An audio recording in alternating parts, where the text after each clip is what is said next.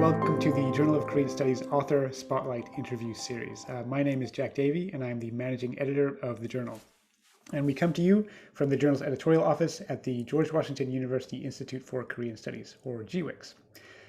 And so the interview I have today is a pretty special one because I'm joined by the co-authors of the paper that has been selected for the JKS Outstanding Article Award for 2021. The title of the winning article is Begging for Rain: Economic and Social Effects of Climate in the Early Koryō Period, and it appeared in the spring 2021 issue. And the two authors are Dr. Howard Kahm, who is an associate professor at Underwood International College at Yonsei University. Welcome, Dr. Kahm. Howard. Thank you very much for having me. And our other author is Dr. Dennis Lee. I think I'm spelling that right. Currently an independent researcher who has previously been a postdoctoral fellow at Harvard and an assistant professor at Yonsei University. Dennis, welcome. Thank you. And congratulations to both of you for winning the Outstanding Article Award. Well, it was a great honor and obviously a privilege to get the notice that our article had received this award. So we're very pleased and happy to be here. Great. Yeah, I'm really glad this article was able to be featured this way too, because I found it very, interesting and insightful myself. So this is the first year that this award has been given, and we chose this article based on its originality, its depth of analysis, and its contribution to Korean studies. And just a quote from the selection committee, Dr. Kahm and Dr. Lee's paper offers an innovative approach to Koryō history that blends the environmental sciences with a rigorous assessment of period sources. It not only provides a compelling methodology for how to integrate climate and climate science into the study of history, but it also serves as a timely example of how interpretations of climatological phenomena can reinforce existing power hierarchies and expose diverse political and economic agendas. Sounds pretty good to me. So I guess I'd like to begin just by asking you both how you came to this project and how it fits in with your research, because I know Howard, especially you focus more on modern history, and Dennis, I think you do something in early Korea. I'm not sure. Did you just meet in the middle? And so why the Koryō period and why rain? I really started with Howard and I, we got involved with the Koryō translation project, which is here at Yonsei University. And so for both of us, this is kind of very new because, I work in the Three Kingdoms period, mostly, Shilla, Baekje, and Koguryeo. And like you said, Howard works in the more modern period, but so we got really involved in this translation project. So basically it was a brand new thing for us, a brand new text. We both have looked at it in our training at UCLA, but very, very lightly, of course. But then we're going full on, deep dive into the original text because we're translating it into English. And I believe we will, once the project is completed, will be either the first or only English translation of Koryō. Is that right, Howard? Yep. Yeah. So, so hopefully that will, happen. And so as we were going through the translation, Howard and I we'd always get together and talk about like how some of the interesting patterns you were seeing within the text. And we noticed they kept talking a lot about the environment, like a lot. So it's like stuff would keep coming up, like, the king would be praying for rain. There would be droughts or all these other different signs that kept showing up. And we thought this was very interesting, especially now there's a lot more discussions about climate change and stuff like that. So Howard and I were I think over lunch, we're just like, wouldn't it be cool if we could we have this wonderful corpus of data here, of environmental data. Why don't we do something with it? And not just from a textual historical perspective, let's go a little bit bigger. This is actually Howard's idea. So Howard wanted to go bigger with this. And I was just kind of like, okay, yeah, let's really go dig into the textual data and really see what we can come out with it. And then I think a lot of the innovation really came up from Howard's side. I'll pass off to Howard because he was the one who really kind of masterminded this. So I was just kind of the data mole that was digging through the data. So well, so as Dennis and I, we started the Koryō translation project in 2016. And so we're already, 6 years into this project. And as we were working on the first 10 volumes, as Dennis said, we saw this pattern. And it was somewhat like pattern recognition that we were looking for what's interesting about this period. What can we write about? And, as Dennis said, we have been translating everything, and we really had this access to this wonderful data that nobody else had. And so we really wanted to take advantage of it, not simply just, oh, we're just translating it, so we're just going to end up being translators, but let's really do something with that. And so I went to Dennis and I said, he's the pre-modern specialist. And so as we were talking about this idea about developing an approach where we would combine both the climate science, this type of scientific quantitative data, as well as the qualitative data that we had gathered from this translation, and trying to merge it together and trying to do it in a way that it perhaps isn't that common in other research, particularly in terms of Koryō, because we really figured this was our opportunity to bring something new to the Koryō dynasty, and in terms of people's understanding of what happened.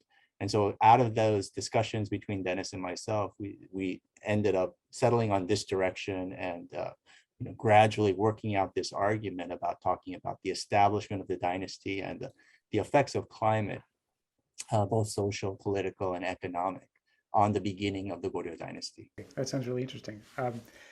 So then, given that you approach this project, as you said, in a way that isn't normally done, especially in the context of Koryō history, what do you think this article contributes then that is new in that context, and also maybe to Korean studies more broadly? I guess from my perspective, we wanted to kind of open up some of the approaches that I've seen on Koryō history, where it's basically just focused purely on a textual analysis, or just looking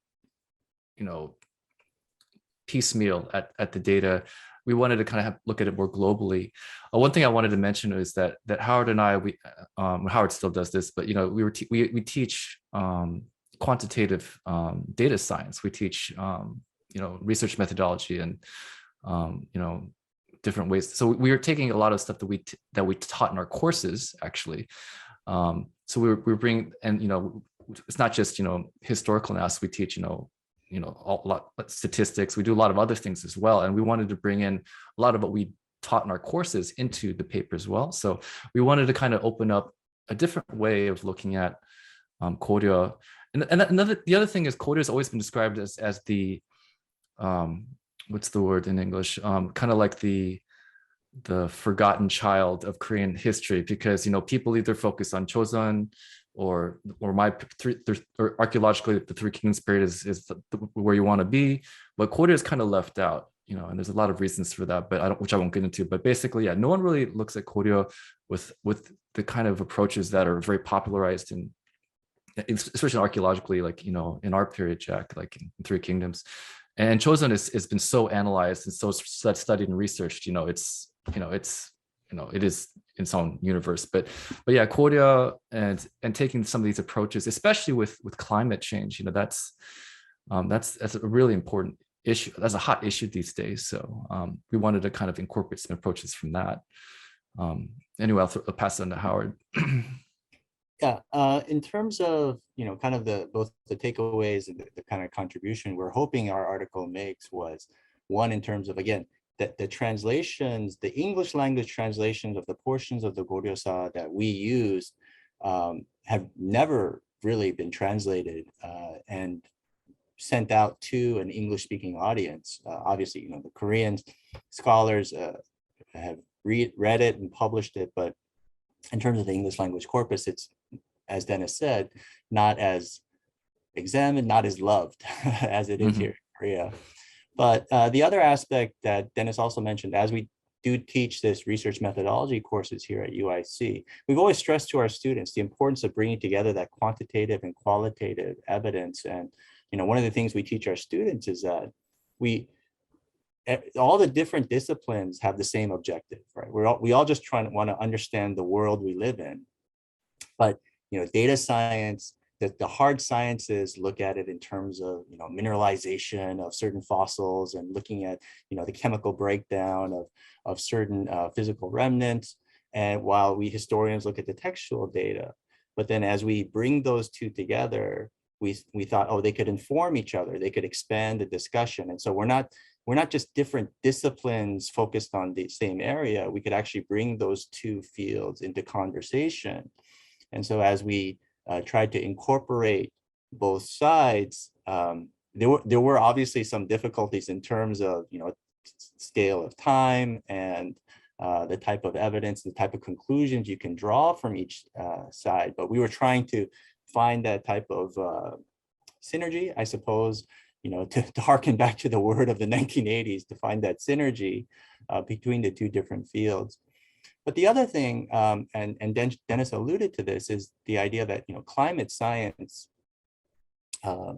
it's a global phenomenon, but historically speaking, climate crosses borders. Climate, doesn't rain precipitation doesn't recognize national borders, doesn't recognize China or Korea or Japan.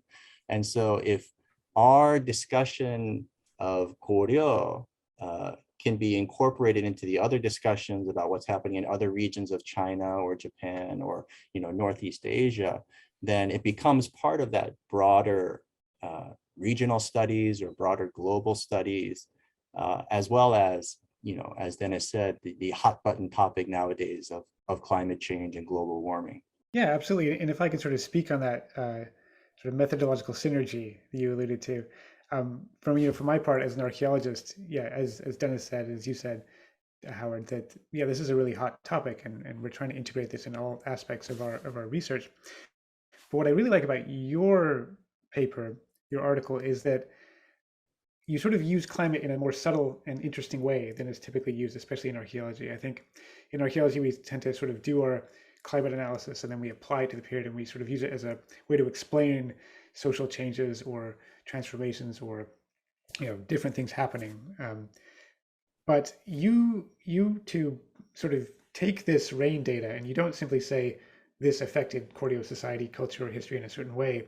You sort of integrate in how rain, how sort of dealing with climate, dealing with weather actually was integrated into Koryō society. And so we get sort of a richer picture of Koryō rather than simply saying this kind of climate happened, this kind of rainfall happened, and it had this effect. You actually really integrate it in a really nice way, I think. And so I appreciated that as sort of someone who does a little bit of that work in my own field of archaeology. So I think this one of the great contributions of this article is as a methodology that I hope other historians pick up on. Yeah, one thing that really stood out to me when we were looking at the data was just how seriously they took climate, the climate, and how it affected, and they commented on it. I mean, the text itself is very terse. It's not like they're speaking volumes about what they're thinking, but the fact that the way it shows up in the text, the way it's structured within the text, like these texts, they're very deliberate about what they choose to put in these texts. So when they put in something, that means that there's something significant going on. Even if it said it rained today, that means that there's something very significant going on. So I think that it helped that, as we're translating and we're trying to understand the context, and like you said, we're pulling in from a lot of different things. Even if we weren't doing this paper, we had to pull in through a lot of different disciplines, and approaches to really understand what was going through their heads when we're translating it in order to get the best translation out there. So. Yeah, as Dennis mentioned, this idea that, when we're reading the dissertation, as things pop up, they record the rain data. And then we saw, Dennis and I saw, they're praying. The king is going up there and praying a lot. He's praying here, he's praying there, he's conducting this ritual here and this ritual there. And so the question is, why? Why is there so much of this type of ritualistic behavior, and what does it mean? And so that kind of led us down that path that Dennis mentioned in terms of analyzing why, what is actually going through their minds, and how can we understand that? And, as you said, Jack, this applies back to the social structures, the type of the political power and the social legitimacy that underpins the framework of Koryō.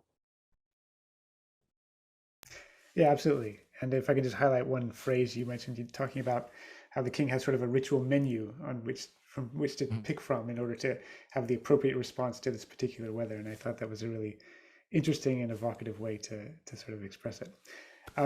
Yeah, so I guess the other thing I wanted to just ask you about is you've mentioned several times that this paper came out of this much larger translation project, and some other ways that we can connect climates to in Korea to what was going on in the same period in China, elsewhere in East Asia. But so where would you like to go from here? Which of these threads would you like to pick up on? What do you hope that the goals of this? What are the goals of this larger Koryosat translation project? Howard, you want to take this? Sure. So the translation project, which is funded by AKS, is broken into these 3-year chunks, essentially. So we finished the first 3-year project and the first 10 volumes of the Sega, the Annals of the King portion of the Goryeo. That's currently under review at a publisher. We're hoping to get some good news actually by the end of this month. But we plan to go as far as we can in terms of translating all of the volumes of the Sega, of the Annals of the Kings portion of the Goryeo. We've been talking a lot about this internally within the team about we're coming up on the Mongols period, which has its own linguistic and structural obstacles that we'll have to address, which we may or may not be able to overcome. But in terms of that project itself, it's ongoing, and we intend to see that as far as we can during the duration of our careers. There's no way we could ever finish translating the entire Goryeo. And I should mention, it's just a wonderful team. It's really a team effort involving Dennis and some of our other colleagues. And we are relying on Park Jong-gi, former Professor Park Jong-gi, who's really the Goryeo specialist, and Professor Lee Jung-hoon. And it's a monumental task, and it may end up being the only English language translation, but we're very happy. Well, happy in the sense that it's good we're doing something for the field, but sometimes it is a bit of a slog to get to this translation project. In terms of research going forward, we're just hopeful that this will provide a source material for other people to look into the Koryō period, that they'll be able to access it in the English language world in a way that they haven't been able to previously. So we're hopeful that that's the larger goal of this project. Do you mind if I jump in, Howard? Oh, no, sure. Go ahead. Yeah, sure. Yes. So I just want to, in addition to what Howard said, I kind of saw our paper as kind of what we call in my industry, POC, a proof of concept, essentially, where, we wanted to show that this could be done when you have a text that has this kind of data in it. And the thing is, we only scratched the surface of this. There's so much additional data in here in the text that hasn't been touched. For example, like Jack, we work a lot on material culture. There's a lot of very long descriptive passages of material culture, of like these boxes or these, silks or these things, where they go into gruesome detail about like, all this, but all within the context of like power relationships. So there's a lot of wonderful data that can be mined for future projects. So for us, this is just a drop in the ocean of what either we or other scholars can do with this, but especially once it's translated and more available to an English reading audience. We shouldn't say drop of ocean. It's like a drop of rain. Yeah, there you go. A drop of rain in a changing climate. Very well done. Thanks. Well, thank you both again for taking the time to talk to me today. Thank you for writing such an insightful and interesting article. And congratulations on winning the Outstanding Article Award again. Thank you very much. Thank you.